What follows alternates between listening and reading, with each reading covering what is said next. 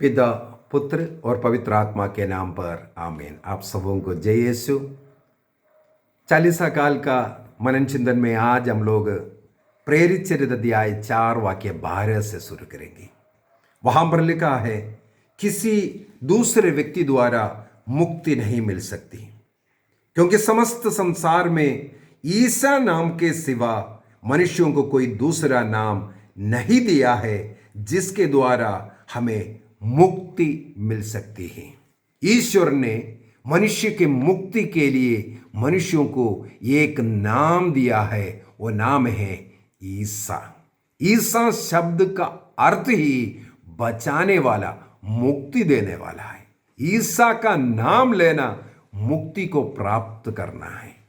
तो यहां पर हम लोग पढ़ा है कि ईश्वर ने एक नाम मनुष्य की मुक्ति के लिए दिया, वह है ईसा नाम। ईसा मसीह संसार में आए, मनुष्यों के साथ रह करके मानव जाति के पापों का प्रायश्चित किया। उनके दुख भोग, उनके क्रूस मृत्यु और पुनरुत्थान को मनन चिंतन करने वाला समय ये 40 काल। तो ये 40 काल के प्रारंभ में ही हम लोग मनन चिंतन करें, हमें मुक्ति की जरूरत है। इस संसार के पाप से मुक्ति चाहिए, दुख कष्ट से, रोग बीमारी से मुक्ति चाहिए, कर्ज से मुक्ति चाहिए, इन लड़ाई झगड़ाओं से, नशे से, इन ऐसे ऐसे कमजोरियों से, शैतान से हमें मुक्ति की जरूरत है। चाहे किसी भी रूप का मुक्ति क्यों ना हो, वो मुक्ति ईसा मसीह उस नाम के द्वारा मिलेगा। हम लोग रोमियो का पत्र अध्याय 10 वाक्य 9 में पढ़ते हैं। रोमियो का पत्र अध्याय 10 वाक्य 9, क्योंकि यदि आप लोग मुख से स्वीकार करते हैं कि ईसा प्रभु है और हृदय से विश्वास करते हैं कि ईश्वर ने उन्हें मृतकों में से जिलाया, तो आपको मुक्ति प्राप्त होगी। हमें मुक्ति मिलने के लिए हमें एक काम करना है। वो काम है ईसा मसीह को अपने मुक्तिदाता के रूप में हृदय में एवं जुबान पर हमें स्वीकार करना है। हृदय में विश्वास करना है और मुख से उसको बोलते हुए स्वीकार करना है। ईसा मसीह मेरा मुक्तिदाता है, मेरे पापों के लिए उन्होंने प्रायश्चित किया। मैं पाप में मरा हुआ था, मुझे जीवन देने के लिए उन्होंने अपना जीवन अर्पित किया। मेरे पापों का प्रायश्चित करते हुए वह मर गया, लेकिन मृत्यु पर विजय प्राप्त करते हुए जी उठा, स्वर्ग गया, मेरे लिए स्वर्ग का द्वार खोल करके दिया। यह विश्वास करना है। ईसा मसीह के द्वारा मैं पाप मुक्ति प्राप्त किया, ईश्वर के साथ मेरा मेल मिलाप हुआ। इसको हृदय से विश्वास करना और उसको मुख से स्वीकार भी करना जरूरी है, तब मुझे मुक्ति मिलेगा। यदि हम लोग नूह के विषय में मनन चिंतन करें, उत्पत्ति ग्रंथ अध्याय 6 में एवं अध्याय 7 में नूह के विषय में लिखा हुआ है। नूह के समय पर संसार में इतना अधिक पाप बढ़ गया था। मनुष्य पाप करते थे और उनके मन में हमेशा पाप विचार रहते थे। पाप के विषय में विचार करना। हम लोग वाक्य उत्पत्ति ग्रंथ अध्याय 6 का वाक्य 5 को पढ़ते हैं।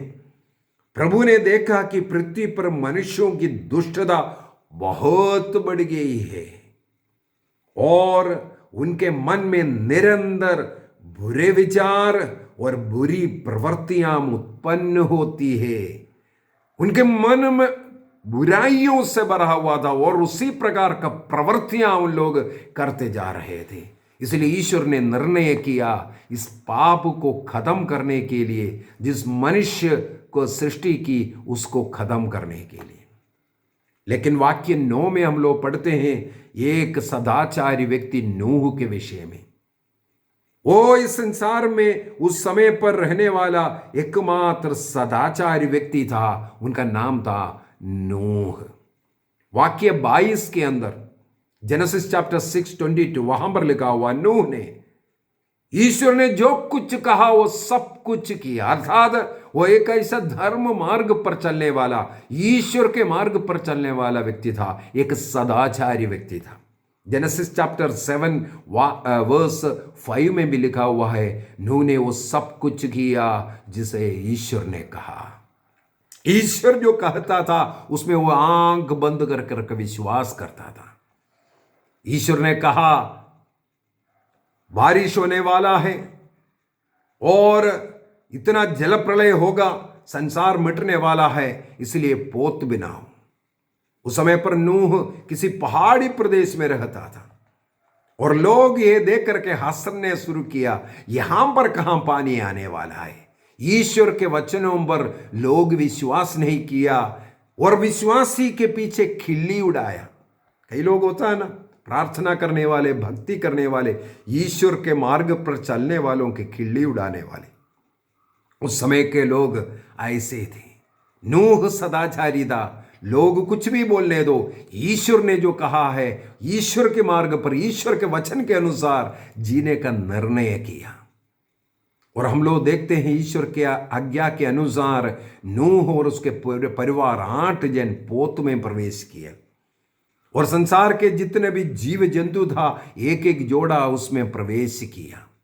जब नूह ईश्वर के वचन पर अनुसार चलना शुरू किया, उस समय पर उनकी पत्नी उनके पीछे पीछे चले, उनके 3 बेटे लोग चले, उनके पत्नियां चले। इस प्रकार 8 लोग पोत पर प्रवेश किया ईश्वर के नियम के अनुसार। जब मनुष्य ईश्वर के वचन को, ईश्वर के इच्छा को जान करके चलना शुरू किया, तब जीव जंतु भी चलना शुरू किया।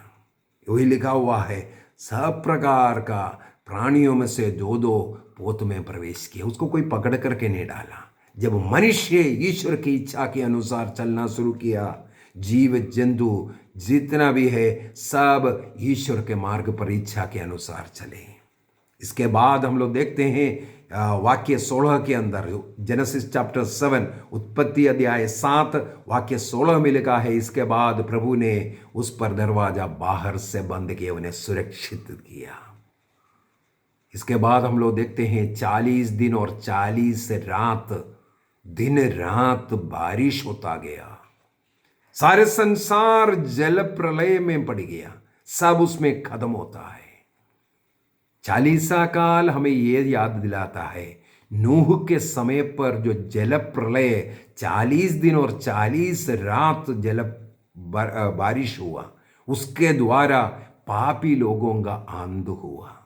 कलीसिया हमारे सामने 40 दिन दे रहा है पश्चाताप करने के लिए, ईश्वर के मार्ग पर चलने के लिए, नूह के समान एक सदाचारी धार्मिक व्यक्ति बनकर के रहने के लिए।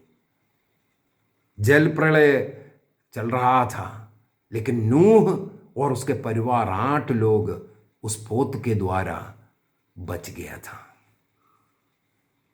पानी बरसना बंद हुआ, इसके बाद फिर से नूह 40 दिनों तक फिर इंतजार किया। देखो यहां फिर से एक 40, हम लोग पिछले क्लास में मनन चिंतन किया था, इस प्रकार कई 40 बाइबल के अंदर लिखा हुआ है। 40 दिन रात पापी लोगों का नाश होना, बारिश के द्वारा, जल प्रलय के द्वारा। इसके बाद इंतजार किया नूह, तुरंत जब पानी बंद हुआ, बारिश बंद हुआ, तुरंत वो दरवाजा खोल करके बाहर नहीं निकल रहे। इसके बाद फिर से इंतजार किया। क्रिस्तीय जीवन इंतजार का जीवन है। हमें अपने जीवन में जो अनुग्रह, आशीष घर में, हमारे जीवन में आने का हमें इंतजार करना है। यह 40सा काल उसका ट्रेनिंग का समय बन जाए। जिन्होंने विश्वास किया वो मुक्ति प्राप्त किया। एक और उदाहरण हम लोग ले सकते हैं, गणना ग्रंथ उसके अध्याय 13। जब इस्राएली लोग 40 वर्ष मरुभूमि में चला करके हम लोग पढ़ते हैं, क्यों 40 वर्ष पढ़ा है? इसका कारण गणना ग्रंथ अध्याय 13 एवं अध्याय 14 में लिखा हुआ है।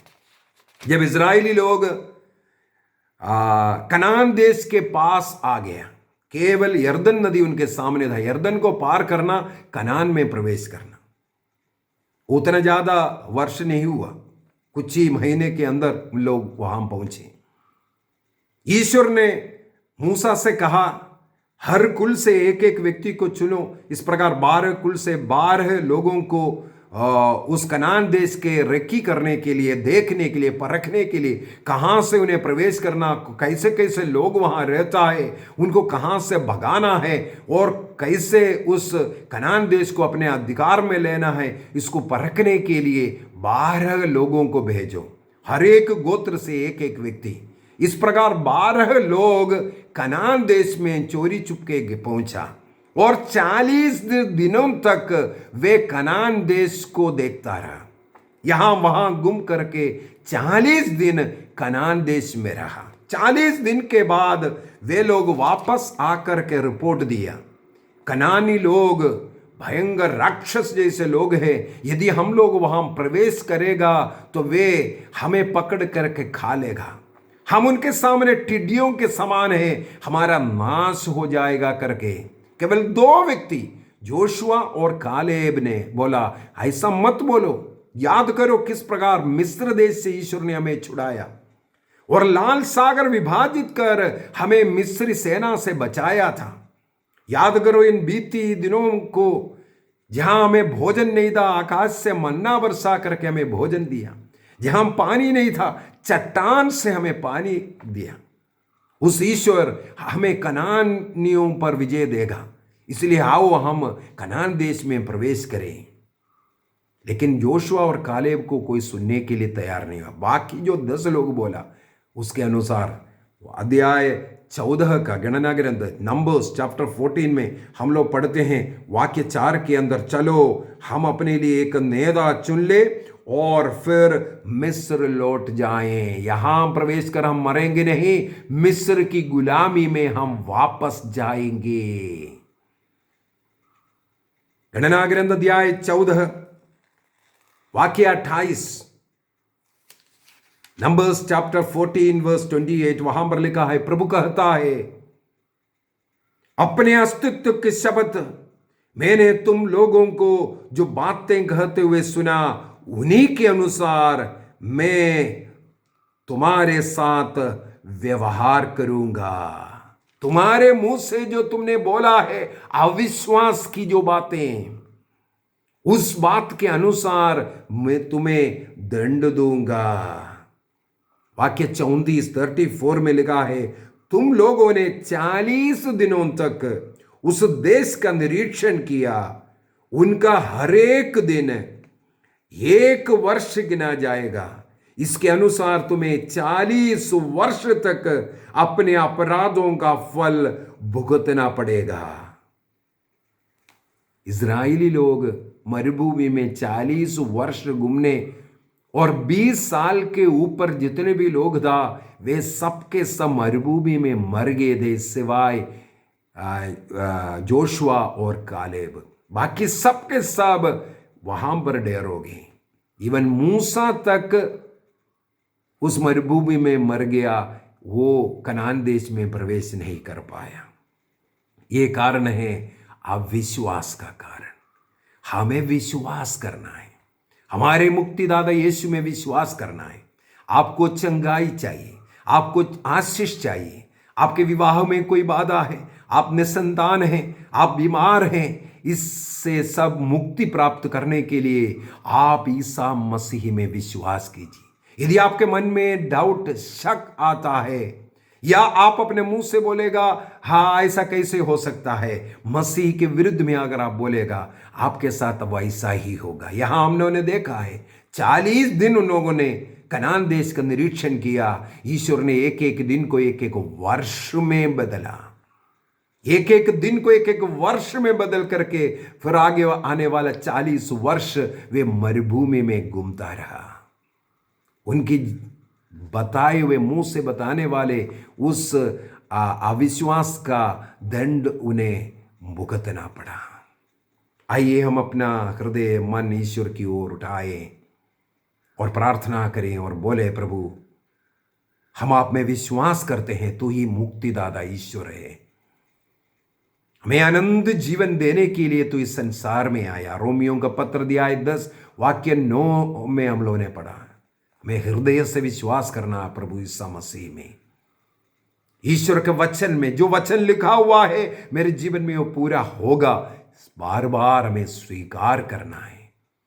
मार्कुस का सुसमाचार उसके अध्याय 11 वाक्य 24 में लिखा है, जो तुम प्रार्थना में मांगते हो विश्वास करो कि तुम्हें वह मिल गया है। आमीन। निर्णय करें। पिता, पुत्र और पवित्र आत्मा के नाम पर आमीन। आप सबों को जय यीशु।